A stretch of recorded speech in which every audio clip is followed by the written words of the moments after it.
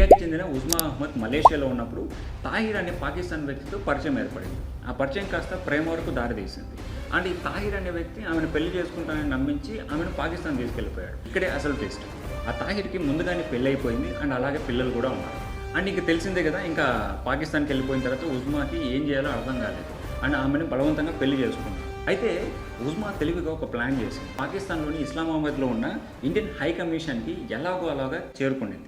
అక్కడికి వెళ్ళి ఇండియన్ ఆఫీషియల్స్కి జరిగిందంతా చెప్పి హెల్ప్ చేయమని అడిగింది. అయితే అప్పటి విదేశాంగ మంత్రి సుష్మా స్వరాజ్ గారు ఈ విషయాన్ని పర్సనల్గా తీసుకొని పాకిస్తాన్ కోర్టులో ఉజ్మా అహ్మద్ చేత కేసు ఫైల్ చేయించింది.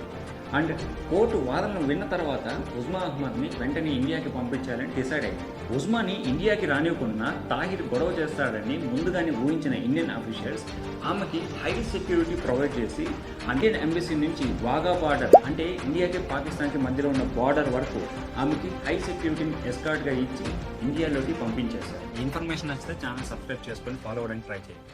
Thank you.